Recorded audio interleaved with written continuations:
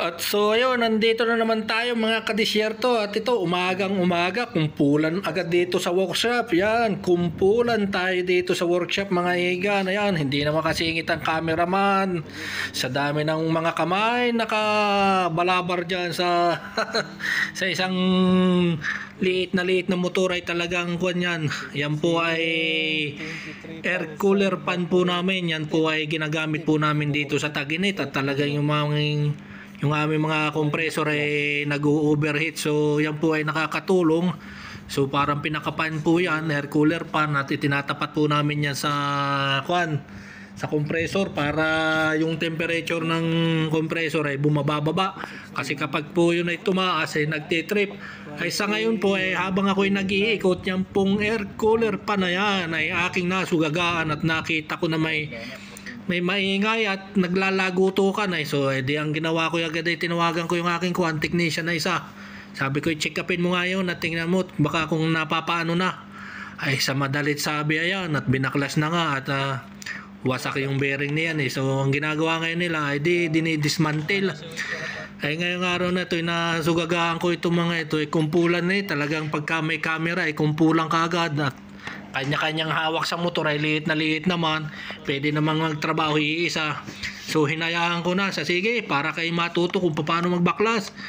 So baklas dito, pasirit dito ng W40, ewan ko ba kung anong pinasisiritan. Ayan at talagang ginagamitan na ng mga kakaibang tools at sinisinsil na nila yung yung bearing cover ng non-drive side. Ayan at chinecheck pa yung bearing, yung drive side niya may problema diyan at nalalagutukan. So ayan, madalit sabi ay di tuloy-tuloy ang kanilang pagbabaklas. Yan, at kumuha na rin ako ng spare SKF, baka naman yan, galing ako sa aming store at kumuha na tayo ng pamalit do sa non-drive side at maayos naman pero yan ay pagka may mga problema, mga bearing ay partner po yan, drive side at saka ng drive side. Yan, hinugot rotor, yun hinugot na. Ngayon ay ang tatanggalin naman dyan ay yung yung pinaka-pan, yung pinaka-LC. So ayan, at yan po ay naglalagutukan at hindi na makaikot at jam at saka hindi na nakuha na tawag dito yung bearing niya ay dry. So yung housing ay nagkaroon ng tama, kaya yan, sige, masuhin mo ng masuhin. Ito, sige. Hanggang sa hanggang sa ang shafting ay mabaluktot. Sige, yan, ginamitan na ng discarding pukpok. Sige, pukpok hanggang sa lumabas ang shafting. Ayun, sige,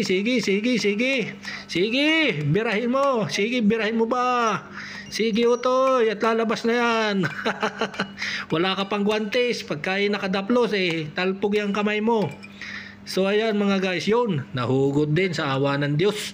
At talagang talagang pahirapan Ilang gayang gumagawa diyan. Oh, may mga nakaungkot doon dalawa. Tapos doon ay may dalawa rin. Tapos may taga-cameraman. Ay siya. Pagka hindi pa nabaklas yan, ewan ko lang. So, ayan mga guys, ang trabaho namin diyan at yun. Ang LC, akin ang pinitsura na tinitingnan kung maganda-ganda pa at maaayos pa. Ay yung housing, ay yung stator naman ay mukhang may dumi-dumi yung winding ng motor ay madumi, kaya lilinisan niya yan.